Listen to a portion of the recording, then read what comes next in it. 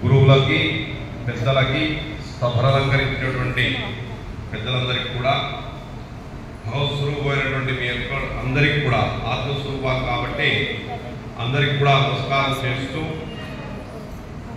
ఈ ప్రాంగణాన్ని ఇచ్చినటువంటి పెద్దలకు కానీ ఇక్కడి అవకాశాన్ని ఇచ్చినటువంటి వాళ్ళకు కృతజ్ఞతావందనాలతోటి ఈరోజు చాలా విశేషమైనటువంటిది. స్వామివారి కంచి కామకోటి పీఠాధిపతి కొత్తగా ఉత్తరాధికారి అయినటువంటి స్వామివారి 2 రోజులైనటువంటి శివసందర్భం ఒకటి, శంకర జయంతి. అస్మద్గురు అంటే ముదిగొండ శంకర శర్మ గారిని వారు సంవత్సరీకం ఈరోజు ఆ పెద్ద మనిషి చనిపోయి కూడా సంవత్సర కాలం అయింది. వారితో శుభతి అంటే పుణ్యతిథి ఈరోజు. ఆయన చాలా ప్రవచనకర్త, భాగవతకర్త, సుఖ మహాముని పేరారు. ఈరోజు మీరు ఆధ్యాత్మిక విభాగంలో వింటున్నటువంటి శ్రీనివాస బంగారయ్య శర్మ గారి గురువు గారు ఆయన ముదిగొండ శంకర శర్మ గారు. వారిని స్మరించుకోవడం మీ అందరి వల్ల ఇంతమందిలో చాలా గొప్ప అనిపిస్తున్నారు. అంతేకాకుండా అద్వైత మతాన్ని స్థాపించినటువంటి వారు. అంటే ఈ అద్వైత మతం ఎక్కడ కొత్తగా వచ్చిందా అంటే మనం ఉన్నటువంటి మొత్తం కూడా షణ్ముఖ స్థామాచార్య అని స్వామివారి పేరు.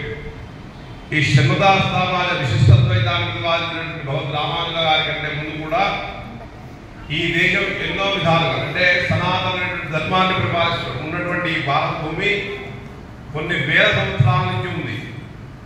ఎన్ని సంవత్సరాలు ఇప్పటికి కూడా సైంటిస్టులు కూడా అర్థం కావట్లే. ఇది నిత్యం నిరంతరం. సనాతనం అంటే నిత్య నూతనం. 16 సంవత్సరాల యువతిగా కంటే ఎలా ఉంటుందో అలా ఉంటే ధర్మం ఇది. మార్పుకు లోనవుతూ నిత్యం కూడా ప్రవణిస్తూనే ఉంటుంది తప్ప ఇది అంతము కాదు, ఆది కాదు. అందరూ చెప్తూ ఉంటారు ఇది అంతం కావడానికి వస్తూ ఉన్నదే, అందమయ్యేది ఏం లేదు.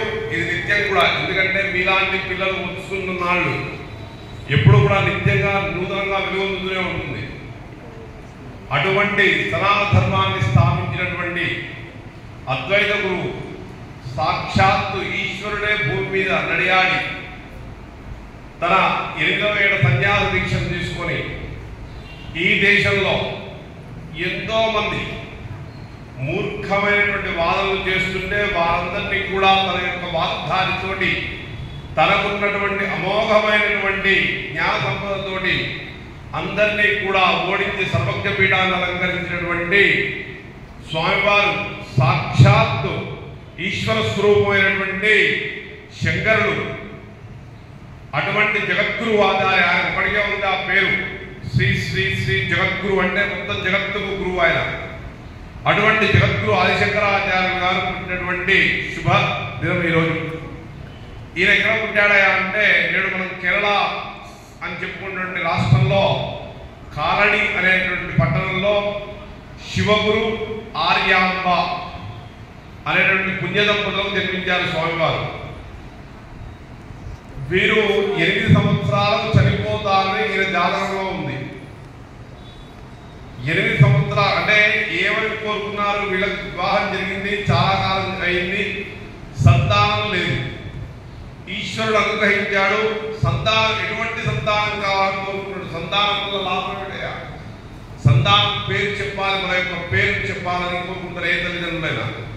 అటువంటి సంతానం లోకోద్ధరణ వాడు కావాలా లేక 100 సంవత్సరాలు బతికేవాడు కావాలా అనేట పరమేశ్వరుడు అనుగ్రహించి అప్పుడు మాకు లోకోద్ధరుడు అయితే చాలని కోరుకున్నారన్న ఇద్దరు కూడా శివగురు ఆర్యాంబ దంపతులు. అప్పుడు ఆయన చిరంజీవి కాళమ్మ 8 సంవత్సరాలు మరణిస్తాడు అనంటే కూడా కడుపు దీని వల్ల వాళ్ళ జన్మనిచ్చారు ఆ స్వామివారికి. ఇచ్చిన తర్వాత 8 సంవత్సరాలుగా ఆయన ముసలిని పట్టేసింది. ఎందుకని? తల్లి ప్రేమ వదులుకోలేకపోయింది కొడుకుని. సన్యాస దీక్షకు అంగీకరించలే. అప్పుడు ఆయన ముసలి పట్టుకున్నప్పుడు తల్లికి చెప్పాడు, నువ్వు నన్ను వదులుకుంటున్నా అని చెప్పినట్లయితే నేను సన్యాస దీక్ష తీసుకుంటే మళ్ళీ జన్మ ఎత్తినట్లే, కాబట్టి ఈ జన్మలో నేను జీవిస్తా అని చెప్పి తల్లి యొక్క ఆజ్ఞ తీసుకొని సన్యాసం తీసుకున్నారు స్వామివారు. ఆ జగద్గురువులో ఎప్పుడైతే సన్యాస దీక్ష తీసుకున్నారో తన ఉన్నటువంటి అనంతమైనటువంటి జ్ఞాన సంపదతోటి అసైతు హిమాచలం పర్యంతం మొత్తం కూడా ఆసేతు హిమాచలం అంటే మొదటి కేరళ నుంచి కాశ్మీర్ అంతా కూడా పాద యాత్ర చేశారంటే స్వామివారు తన 32వ ఏట వరకు చేసి చివరిగా అక్కడ పాషాణులు అంటే ఇప్పుడు మనకు మన రాజ్యంలో లేదు కానీ ఖాట్మాండు నేపాల్లో ఉన్నటువంటి మతం అన్నమాట అది. వాళ్ళని కూడా ఓడించి సర్వజ్ఞ పీఠమైనటువంటి కాశ్మీరంలో ఉన్నటువంటి కాశ్మీర్గా మనం చెప్తున్నటువంటి అక్కడ ఆయన యొక్క పీఠం మీద ఆసీనుడైపోయాడు. ఆ తర్వాత అక్కడ సరస్వతీదేవి ప్రతిష్ఠించారు. కొన్ని సంవత్సరాలకి అక్కడ మళ్ళీ కృష్ణుల యొక్క దండయాత్ర వల్ల ఆ యొక్క సర్వజ్ఞ పీఠాన్ని సర్వం